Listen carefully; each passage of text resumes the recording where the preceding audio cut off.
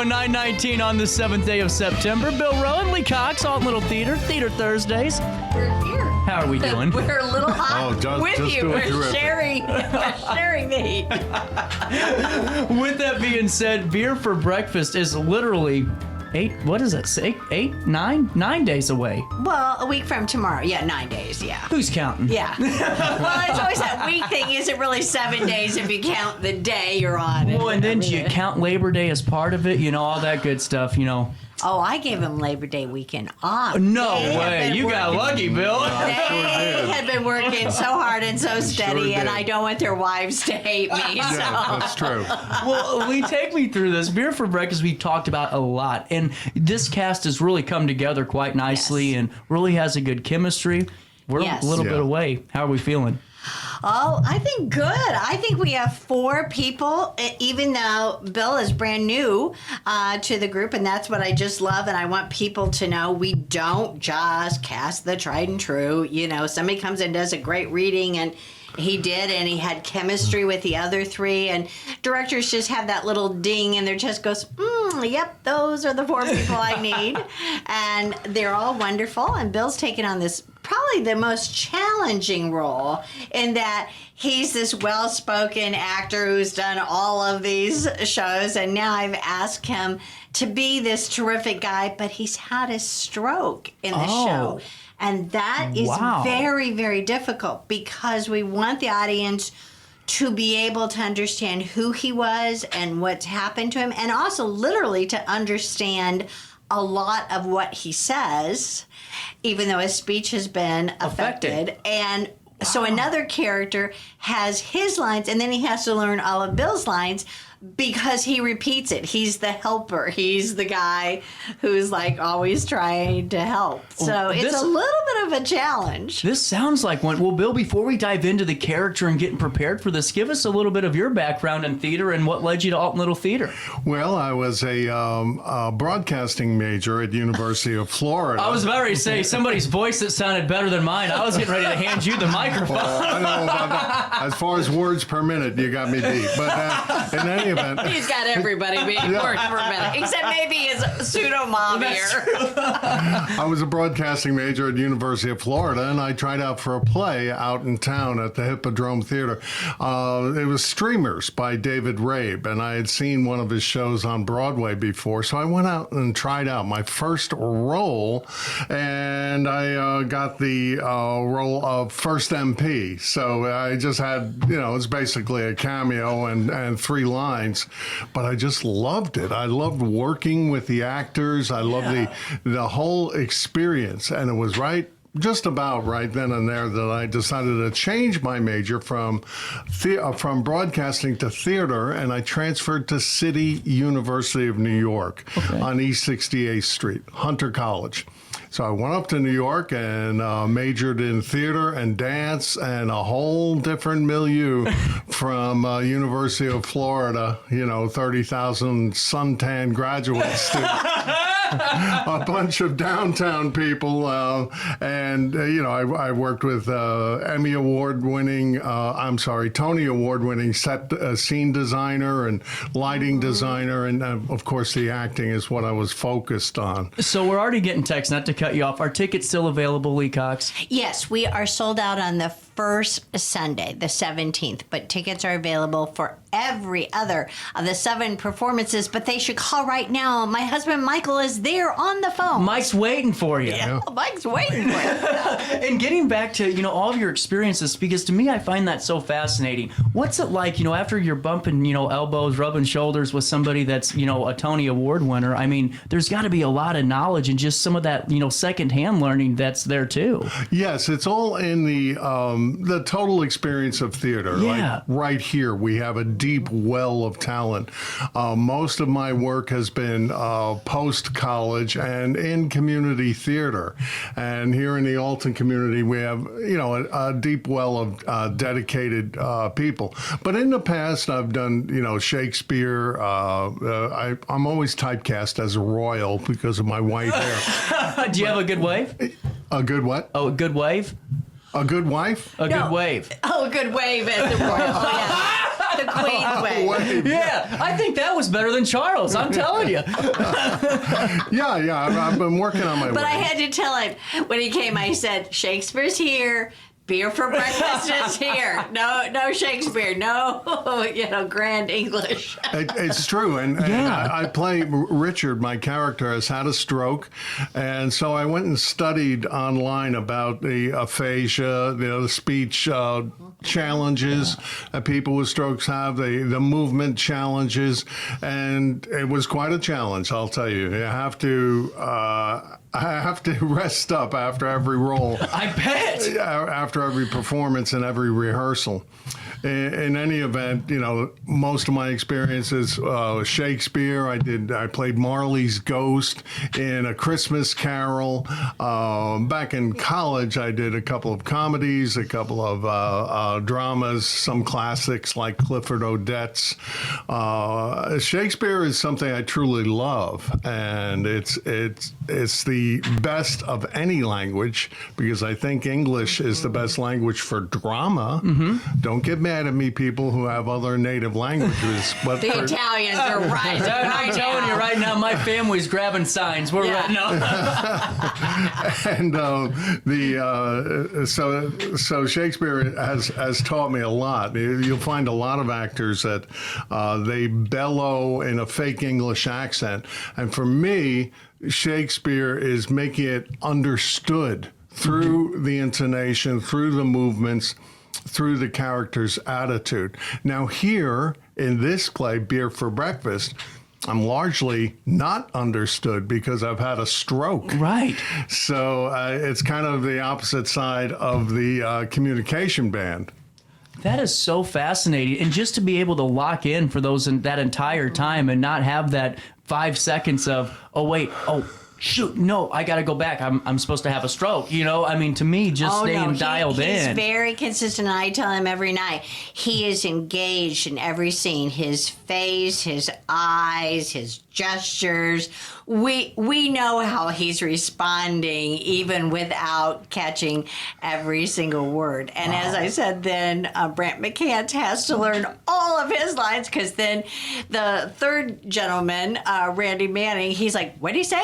So then he has to say it verbatim. Riverbender's own Randy Manning taking the stage. Yes. I'm excited. He had wonderful things to say about you, and I said, well, I gave him that love $20 him too. bucks. Well, But take me through, Bill, your work with the cast so far, the crew. What's your guys' chemistry like? Was it right away? Did you feel comfortable on that stage? We've developed into a very close-knit ensemble, and that's when you can create the best theater experience. We know each other as people, and just as importantly, we know each other's characters and motivations. And Mark, the character Mark, which is played by Brant, he's kind of my interpreter, kind of my main man in terms of being a helpmate and helping everybody else understand what I say with the severe aphasia that my character Richard is suffering from. The actors are so skilled and so devoted, and we've all drawn so close together. It's just 4 characters. Well, and two in a 4-person. and 3 men let 2 women tell them what to do. They have 2 female directors, Gail Trillinger, our co-directing. She's in the show, which allows me to kind of take the lead, but she's right there. And so her skill, I think, also helps set the bar of, this is what we want. This is a comedy, but as you know, comedy actually takes a lot of skill. I was about ready to say, I try to be funny all the time. I still haven't figured it. No. But with that being said, I think it's so important to have that chemistry, especially in a smaller cast. Yes. Because if you don't, I think that can make for an interesting couple of hours. But it seems like we're hearing from Lee, Bill, that, this is going full steam ahead, and we're going to have some great performances. Well, even after 6 weeks, I laugh. Last night was the first time they partially disrobed when they go in the frozen lake. And when they came on, it was pretty funny. They do have robes on, but things peek through. Yeah, down to my skivvies and a robe. I'm like, wow, okay. Where will the theater world take you next? You know? That's right. Exactly. At any age.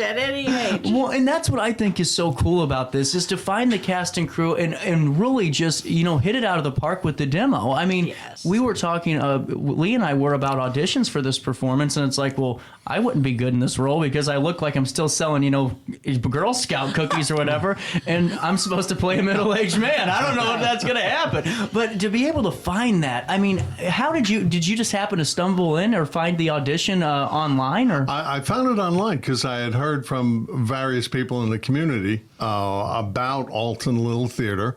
So I looked it up online. I said auditions, and I said, "Honey, I am gonna audition for a play at Alton Little Theater." And there was a barely detectable eye roll, but but I went and did it anyway. And she's been very patient with me because I'm gone all the time. I'm a full-time realtor at Landmark Real Estate in Godfrey, and so I'm running around during the day doing that and studying lines whenever I can. And but it's been such a great experience, such an expansive experience. Theater, especially community theater, people dismiss it, but you're right, they shouldn't. There's a great film about it by Christopher Guest. Yes. Yeah, what was the name of it? Waiting for Guffman. Waiting for Guffman. And Hysterical. It is a great comedy about community theater with some of my favorite actors, and Parker Posey, the indie queen. And I remember seeing that years ago after doing a community theater production. I said, wow, I got to do more of that. That's so cool. Well, Lee, it's time for the hard questions. Okay. Bill, did they say, have you performed at Alton Little Theater in the last 6 months and get on stage, you're ready to go?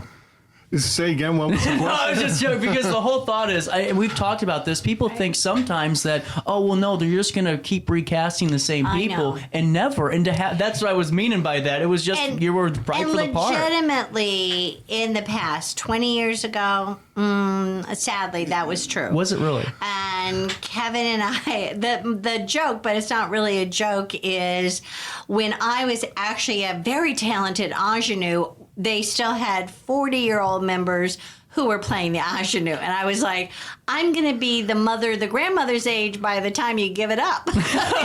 Right. So we vowed when we restructured the theater and took over that no precasting. We were going to go at everything with an open mind and really look to reach out with ageism and diversity and addressing all of those things. So we do, there are some plays that the casting requirements, this one, everybody went to college 30 years ago. So yeah, you wouldn't have fit in. No, I wasn't getting a call back, I can tell you that. And we had a young woman come to auditions who I just absolutely adore. And we talk about this young intern. She never appears, but I was like, if Kylie was in the show, you would have been perfect. But Kylie, we just talk about her. She's not in the So in the show. you're here, but you're not. You know? Yeah, exactly. And there's always a couple of characters that are referenced that are not there. And one is the fourth friend of this quad of the guys. And I think by the end of the show, we know who Adrian is with all his limitations, even though we never see him, because we have his wife he's divorcing, leaving for Kylie, and then we have his three best buds who have known his darker side for a long time. But yes, this is a comedy. I know. It's not Shakespeare, and there are some real life themes dealing. This takes place in 2010, so you're too young to remember the recession and the job market falling apart, and how again people over 50 were really struggling to find gainful employment. That is when everything shifted, and people who had worked their whole lives were suddenly having a hard time making the mortgage payments. Right. So they come together and they want to be wild and crazy and recapture their youth. But of course you can't every once in a while, particularly when the doctor, the female, is reminding them that, we have to take care of ourselves and eat tofu and salad. And they're like, No, we're eating chili with sour cream and chips in it, and I put mayonnaise and yeah. Oh, it's the craziest recipe for his chili. It just sounds awful to me. But I went out and bought all the ingredients he could, put it together. But I'm like, don't eat that. I think you'll die. So with that being said, I just think this is such a great performance, and I have so much more I want to talk with you guys about. So why don't we do this? I want to take you a little bit longer today. Let's take a break. That way I can pay some bills off real quickly, Cox. Okay. And then we'll come back with more of our Theater Thursday segment right here on RiverBender.com. Nikki here from Newark. It was my birthday, so I told my boyfriend Vinny I wanted the best steak in Jersey. We did a Google search and hopped in the car, and 15 hours later we rolled up to George's Local Brew in Jerseyville, Illinois. It was the best steak I've ever had. They cut them fresh daily. Since it was my birthday, the owner let me spin the wheel of George's, and I won a diamond ring. And then Vinny proposed to me. Talk about the best road trip of my life. George's Local Brew, where every night is steak night.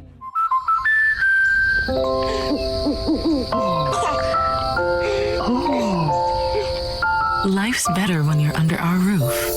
Because when you feel totally protected, you can enjoy the dreams you've worked so hard to achieve. Save up to 27% when you bundle home, auto, and life. American Family Insurance.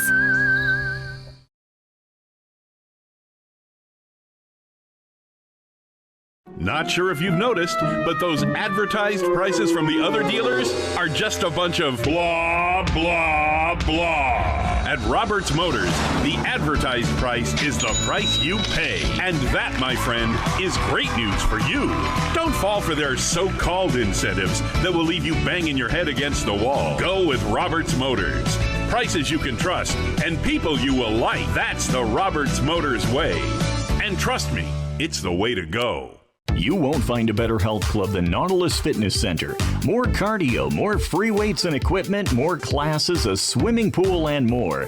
If you're serious about your health and want to make a change, then stop thinking about it and visit Nautilus Fitness Center on Industrial Drive in Alton. Don't fall for the hype you get from the other health clubs. Nautilus is the Riverbend's premier health club. Has been for years and will be for years to come. Get to Nautilus Fitness Center and get started on a healthier new you.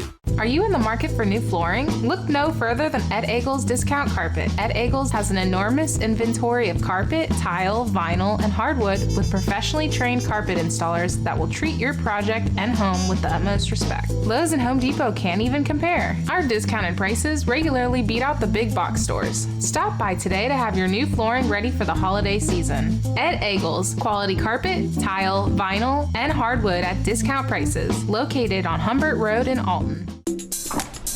I just got a new air conditioner. Top of the line. I bet mine's better. It's so efficient and quiet, I hardly know it's running. I've got you both trumped. I've got a Linux. So do I. Barrett Heating and Cooling carries Linux products to meet any budget. Don't gamble with your energy dollars. Call Barrett Heating and Cooling and start saving today. Lennox. Innovation never felt so good. Welcome back to our daily show. Here's CJ.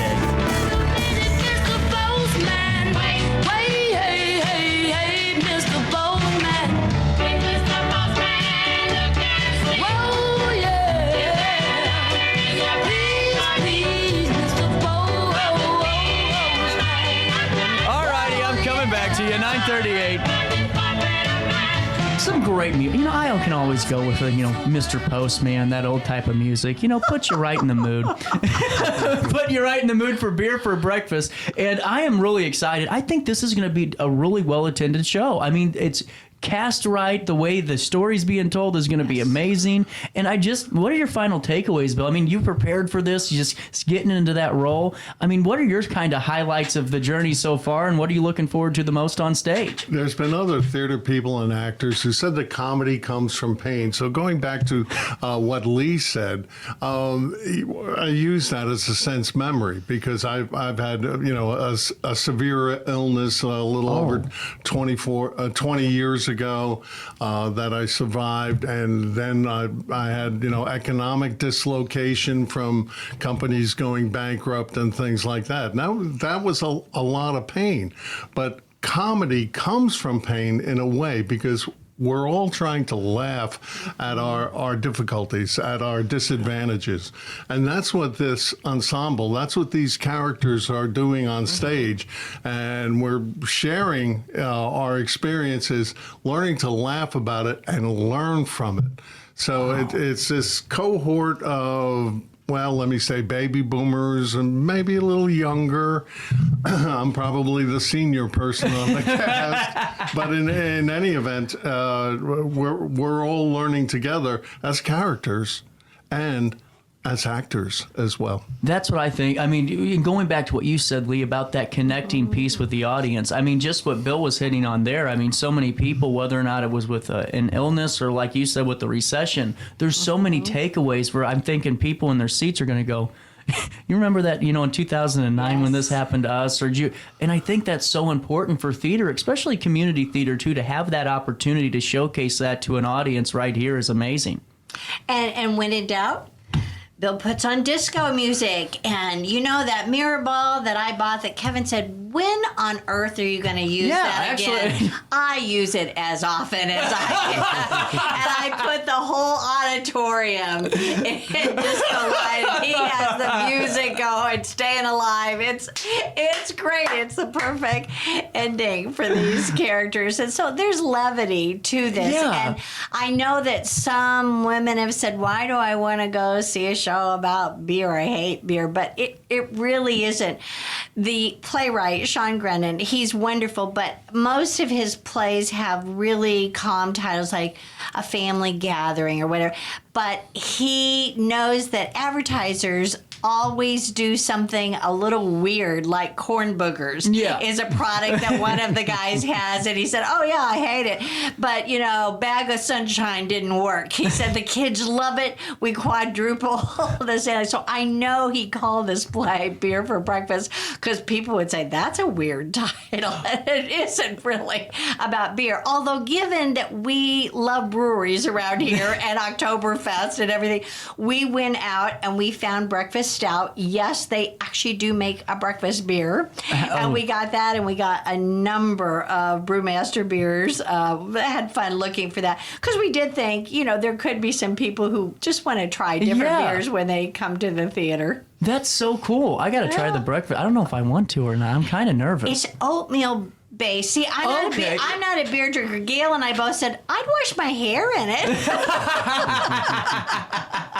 We're such girls. We are such girls. I think the title was honestly kind of unique because to me, I thought initially, Bill, I went, oh no, this is going to be a guy that's like, CJ washed up 50 years, drinking Coors Light every morning. And then hearing about this, it's a perfect title because it's about that idea. Because in college, people would do that. Cold pizza and beer. And now they're like, ooh. But it's such a perfect tie-in because that idea of, we're going to do it, we're going to get back to it, we're going to get back to the way we were. I mean, it really ties it all together. And I'm just excited for this. It does. And he wrote it when? In 2010? No, he wrote it in 2014. Oh, 2014. Which amazed me that I just found it. Well, he and I are in contact. He's an Illinois-born playwright, moved to New York when his wife was cast in Wicked, the very first production.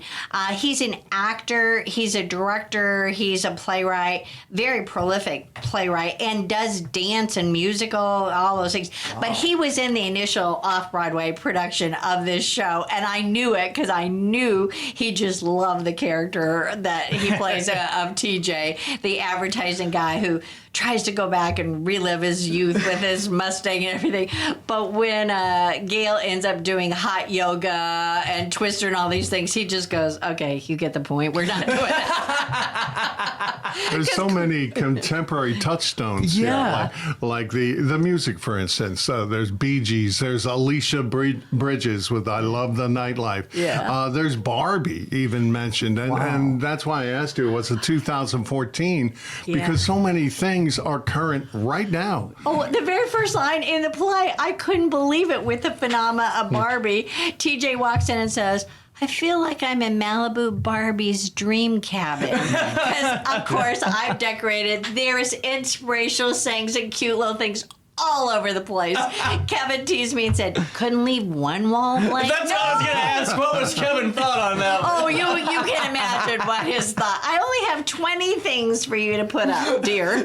Just, no more, no less, No. you know? I make the fireplace work, and then I need this over here. And we have to have a working refrigerator and stove and microwave and, just all these things in a very tiny cabin because we need to feel that it's a little claustrophobic when the woman shows up because she sees the mess they've made and seen everything, and she's like gonna clean it up. That's a great point, Bill. When you're on that stage in that environment, because it is a little bit tighter, what's it like as a performer? Is it adapting a little bit, or are you comfortable in the space? No, I'm comfortable in the space, and I adapt even though I have a severe limp, and as I mentioned, aphasia in terms of my speech. But I feel like it's my dream cabin as well as Barbie's. So, we all have a great time, and we're going to get, I know we're going to have those audiences rocking and rolling out there in the audience. And they really are all in sync because the blocking, everybody has to move, but without looking like Lee told me to move. Here, it has to be natural that they're getting, another beer, or they go to the fireplace. All the guys have to warm their bum after they've been outside, or they go to change clothes after they get wet. Everybody has to move, but not at the same time. And when she's in the room, it very much changes. They sit a little differently. They're not jumping over the couch or things like that. It's interesting to see what happens when one woman, who again was their sweetheart back in college, comes in. Well, I didn't even think about the robotic movement of making sure it looks organic and not like it's forced. I mean, to me, that would be a difficult part because I don't know if I'd be able to unlearn that of do not look like you're told that you're supposed to be walking to the fridge and grabbing that beer. Make that organic. Is that tough at all, Bill? Well, no, it's not for me because I've developed my own kind of sense memory. Okay. Which I use in the character. So I assume the kind of things that I've felt in the past, and I assume those feelings and even those movements. And although, thank goodness, I've never had a stroke, I've watched people on YouTube. I've studied what aphasia sounds like for people who have strokes, and I want to be respectful of it. So to me, it becomes very organic because I do inhabit the character, and I think the wellspring of talent that we have here does a similar thing. That's just my craft. That's my method. Yeah. But it works for me, and we all mesh together so well. Without a doubt. I'm looking forward to it. September the 16th. 15th. What was I saying? Friday the 15th. That's right. And that because. But then we are there on Saturday. Yeah, we are there on Saturday. Then we're sold out on the 17th. That's what I was getting confused on. And then we come back on the 20th, 21st, 22nd, 23rd. Those are all evening performances.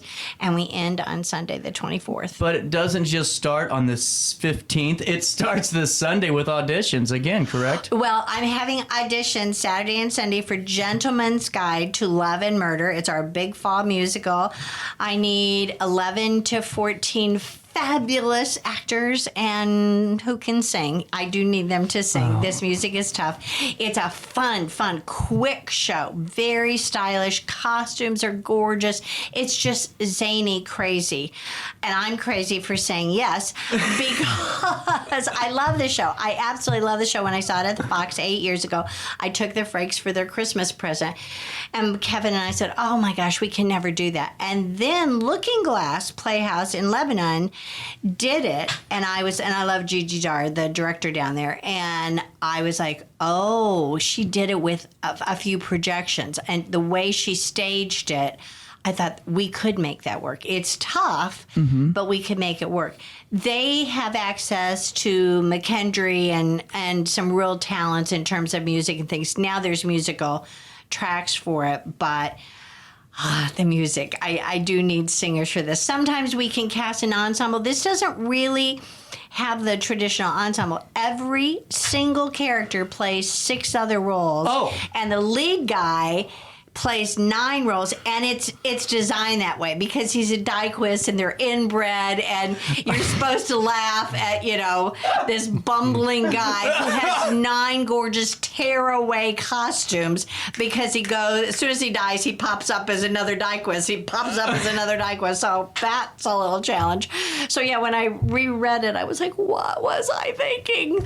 But it's going to be great fun. It goes up in November, and so we're having auditions early because it's so important that I get those costumes ordered and that I get the commitment from some really talented people. Seems like the rehearsals, you're going to be putting in a lot of work for those too. Well, yes and no. It's a lot of music, not as much dance as staging. And Mary Fox is going to help me, with the dance. There's a door number where he has to dance upside down and on the doors. He's keeping his lover and his fiance separate. Yeah, that's a little risque. But so somebody has to be very, agile and be able to do that. So there's some specific parts, but I think nobody's ever backstage for very long. There's so many fun numbers, and it just goes like crazy. It's the quickest musical for a big musical that I've ever seen. Really? I'm actually, whenever we were talking about that the first time, I went, this is actually really cool. I mean, all year long, you're pulling out some great performances, some great plays, some great musicals. Now, it's our 90th season. We gotta celebrate. Big 90th season, yeah. And we're only 90 years young, so we're going to keep pounding away for another 90 years. And despite what Kevin says, I'm not that old. But before we go any further, I just wanted to highlight Gentleman's Guide to Love and Murder. Is that the last performance before we go into the extra Christmas concert, or is there one more? Yes. That's what I was trying to make sure of. The extra Best of the Best Christmas is in early December, and I will have already cast the studio series for young, aspiring actors. I need 20 of them who will take on 3 roles, a small role, a featured role, and a leading role in 3 different shows in 30 days' time in January. I do need my head examined, but it sounds like such fun. That actually does sound fun. I think I'm off in January. I might have to talk to you about that. I'm aspiring. I'd love to get you on stage. I don't know what I'm aspiring to, but I'm aspiring, Lee. I'm here. I'm serious. I think we might have to talk about that. January might be my time to shine. Yeah, and then Kevin is doing 4 poster with 2 characters in February. I'm like, how did this work out? Now that's going to be fascinating with 2 characters to see that come to life. Well, he needs 2 fabulous characters. I know your listeners that probably remember Same Time Next Year, or I Do was the musical that was based on the 4 poster. So that is, and then I do Alabama Story with a cast of 22, and then we're doing Singing in the Rain in May, and again, need some dancers, need some charmers, Is that a tap? Oh, yes. Is that because it's tap, it's dance, it's acrobatics. It's Gene Kelly actually helped write the musical. Most people know he starred in it. They don't know. I didn't know that. He's the first listed author of the musical, and it was revised in 2004. That was the last time it played on Broadway, and they lost the copyright. The owners just let it lapse. And so MTI picked it up and called me and said, have you guys thought about this? Because we own it now. Wow. And we think your audiences would love it. And I said, absolutely. That is so cool. And before we go any further, I wanted to hit on auditions again. Saturday, what time? At 10 a.m. At 10 a.m.? And Sunday at 1. And I won't be there because I can't sing, so you don't have to worry about me stepping on toes. I'm here for January, but I'm also here for the 15th of September, and those dates again are the 15th, 16th, 17th sold out, and then the following week, the 20th, 21st, 22nd, and 23rd. Yes. Look at that. Off the top of my head, Bill. How about that? You're pretty good. I'm picking up what Lee Cox and you guys are putting down over there. I'm feeling it. And then, Bill, before I let you go, what's your big takeaway to the folks at home that are either watching it now or going to watch this later that have an interest of going? What's your kind of thoughts for them? Well, my kind of thoughts for them is community theater. The key word is community. Yep. We've got a great pool of talented actors. We've got a wonderful theater impresario leading us. And we're not union, so we're not on strike. Come and see us. Come and see us. There's something in there for everybody. Everybody's experienced a lot of the things in this show, and it'll show people the levity that comes from it. And keeping our sense of humor. Yes. And in this crazy world. Exactly. In this day and age, we need all the humor we can get right now. Lee Cox, Bill Rowan, thanks for stopping by today. Well, thank you for having me. My pleasure. AltonLittleTheater.org for more information, or just call the box office and tell Michael that CJ said it's time to start working. No. Take a quick break. That was Theater Thursday. We'll come back, wrap up the 9 o'clock hour, then we'll look forward to the 10 after this.